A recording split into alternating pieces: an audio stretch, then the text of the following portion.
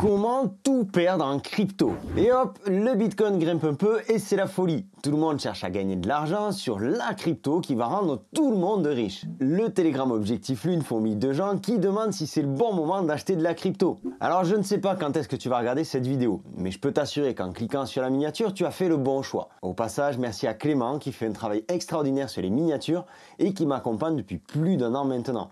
Pour les potes qui veulent le contacter, je vous laisse son Twitter, son X en description de la vidéo. Si tu me connais pas, je m'appelle Sylvain et j'anime Objectif Lune depuis quelques années. Dans une de mes vidéos précédentes, je t'ai partagé mes pires erreurs lors du dernier bull run et comment j'ai perdu beaucoup d'argent. Notamment parce que cette vidéo-là vous a fait énormément réagir, mais aussi parce que depuis que je suis dans la crypto, j'ai beaucoup appris.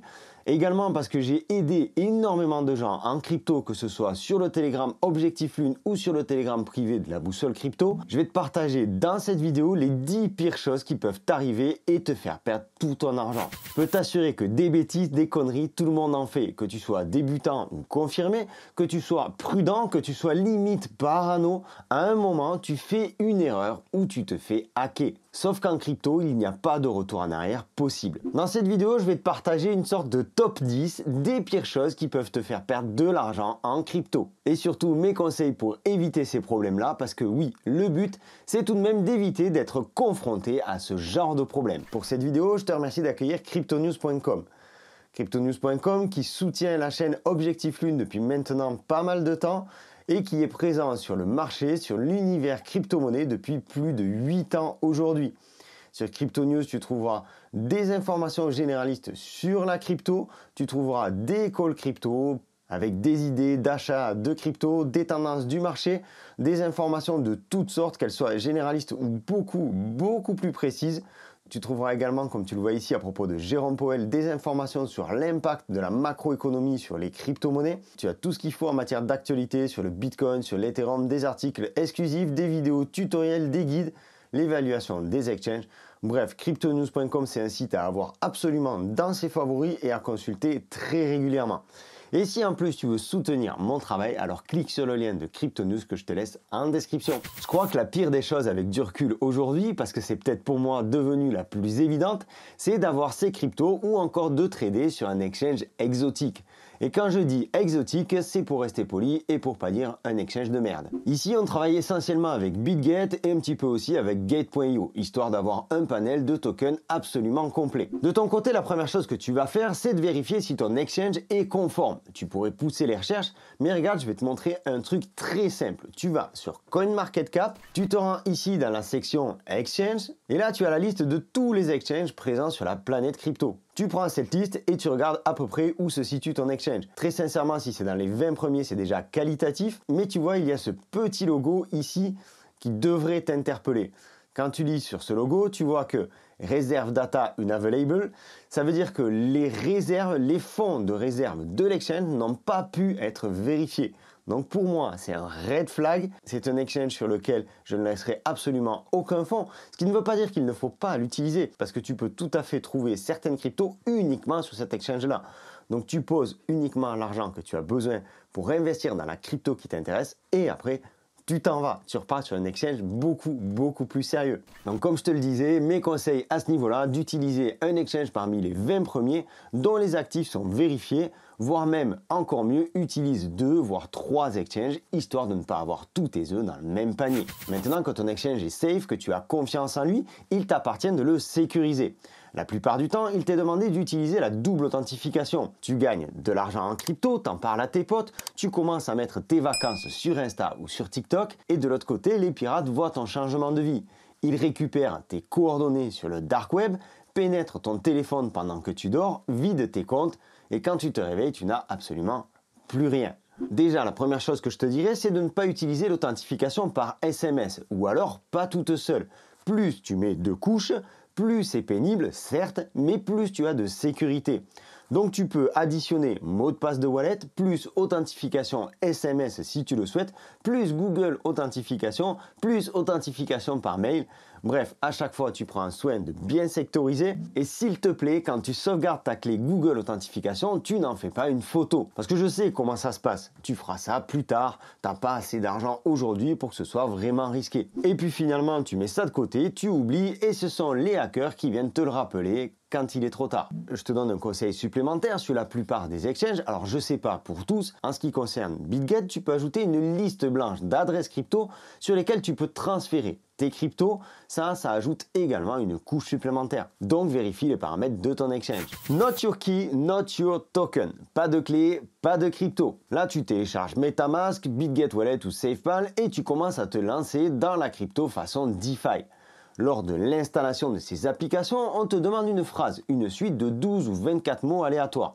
Une clé publique, ton adresse, et une clé privée, ce qui sera ton mot de passe. Et là, tu vois un message indiquant qu'il est très important de sauvegarder ces informations. Ta phrase de 12 mots et ta clé privée. Et puis, eh bien c'est pareil, tu te dis que tu le feras plus tard, tu sauvegardes ça en photo sur ton téléphone, tu copies et tu colles dans un fichier texte que tu casses dans une clé USB, parce que tu dis que c'est mieux d'être déconnecté du réseau et tu as raison.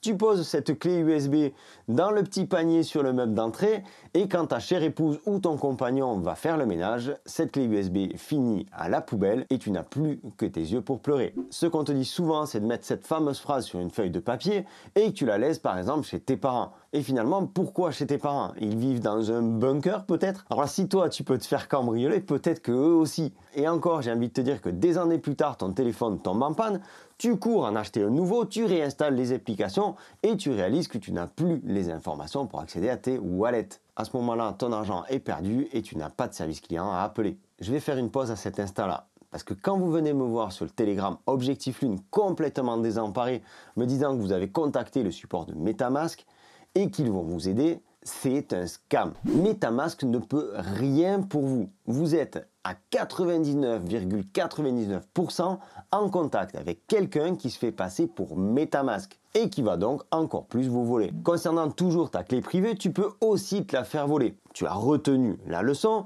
Cette fois, tu crées un nouveau portefeuille et tu enregistres tes informations dans un endroit où elles ne peuvent pas être perdues. Tu mets ça dans un espace sécurisé avec tes bulletins de salaire, ton contrat de mariage, le testament de Tati Daniel sur un espace type Dropbox, Google Drive ou encore iCloud. Et puis tu te fais voler ton ordinateur à la gare par exemple, les pirates récupèrent ton mot de passe et trouvent le fichier. Dropbox peut très bien être hacké et tes données finir sur le dark web. Ou pire encore, et sans être parano, mais parce que je l'ai vu chez un des membres de la communauté, tu télécharges une extension Google Chrome qui n'a rien à voir avec la crypto. Genre un truc qui te donne la météo, sauf que dedans il y a un keylogger qui capture tout ce que tu tapes sur ton clavier. Tes mots de passe, les mots doux que tu envoies à ta maîtresse, mais aussi tout ce que tu copies et que tu colles. Et à un moment ou à un autre, le créateur de cette extension finira par récupérer des données sensibles. Et un jour, tu te réveilles et tout a disparu.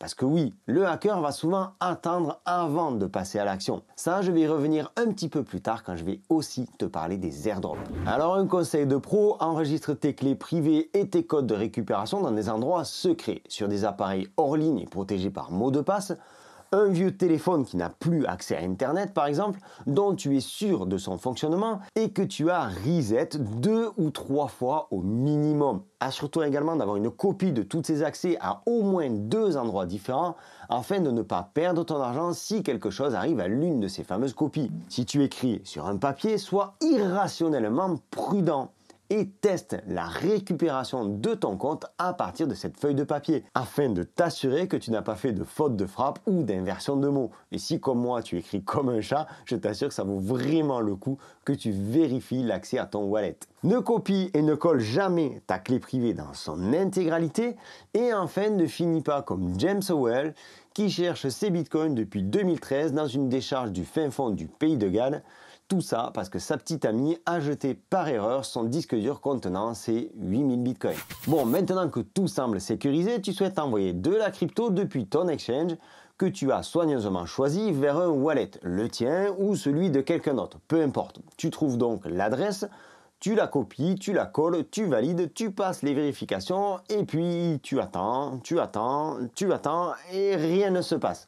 l'argent n'arrive pas et tu t'en es pas rendu compte, mais tu as envoyé à la mauvaise adresse. Du grand classique, je t'assure, ça nous est tous arrivé. Tu as peut-être supprimé par erreur une lettre en appuyant sur la touche retour en arrière, celle qui est juste au-dessus de la touche entrée sur ton clavier. Ou alors tu as copié la mauvaise adresse. Ça, c'est un hack classique.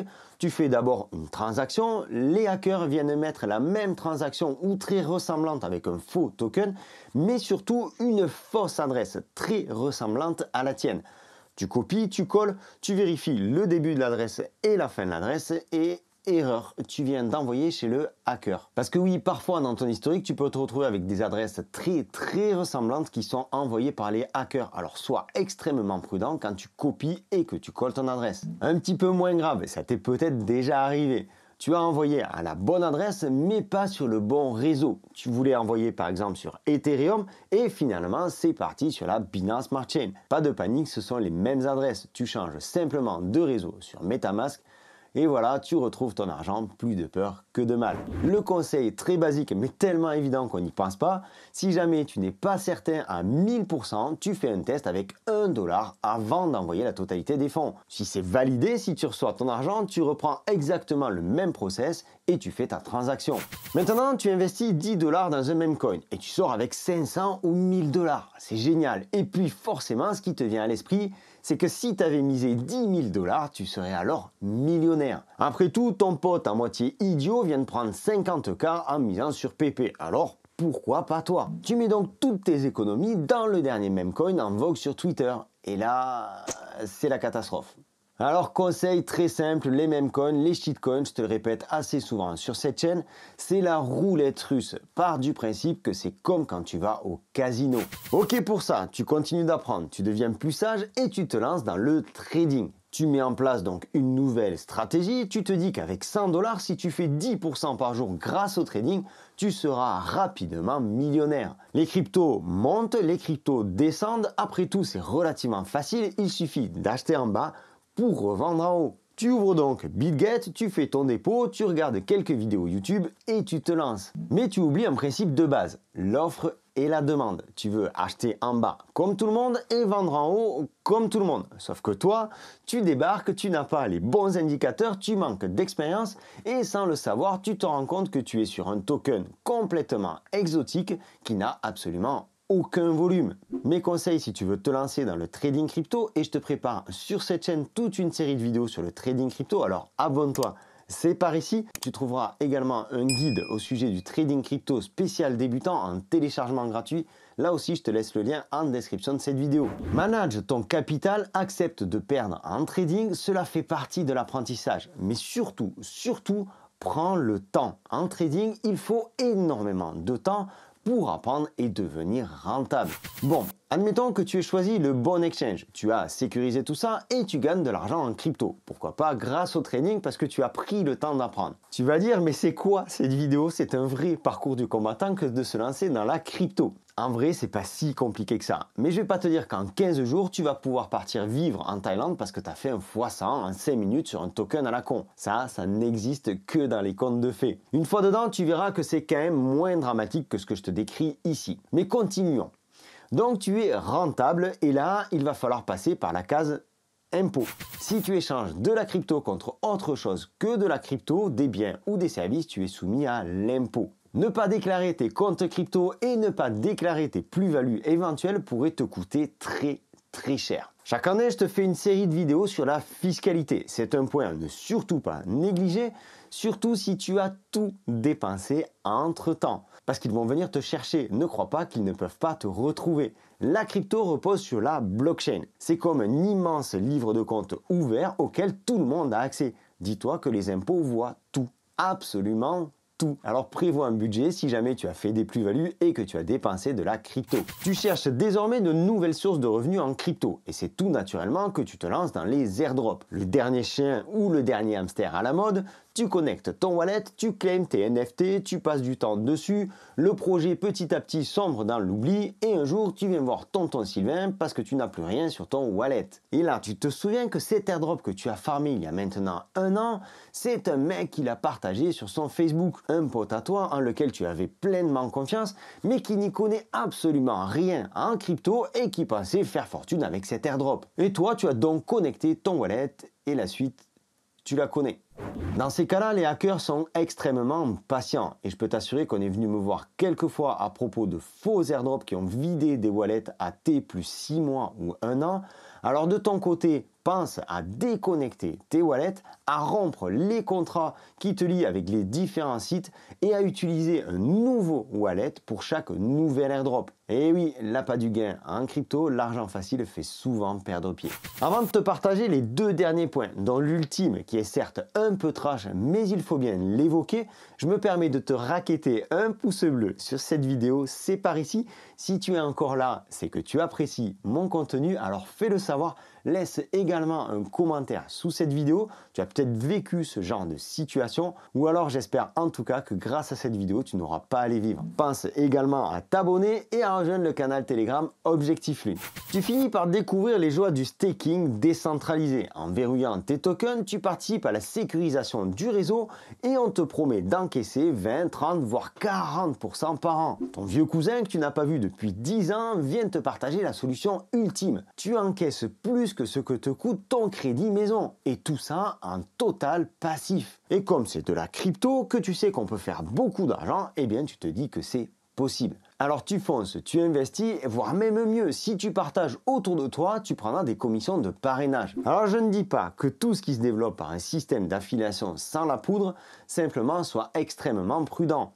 Parce que toutes les solutions de trading miracle, de staking avec des rendements de fou, d'arbitrage crypto, de minage décentralisé méritent une attention particulière. Le process est très simple. On te bombarde 2 mots que tu comprends pas, mais c'est plutôt cool et fun. Ça sent bon la crypto et ça pue le fric.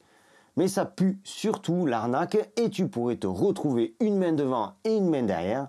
Conseil de pro, dans ces cas-là, tout ce qui te promet plus de 10% par an d'intérêt mérite vraiment une attention particulière et un recul nécessaire avant d'investir. Tu as traversé toutes ces épreuves, vient alors le Graal et tu as fait fortune en crypto. Ça fait 10 ans que tu es dedans, tu sais éviter les arnaques, tu ne cèdes plus au FOMO et tu sais comment sécuriser tes cryptos.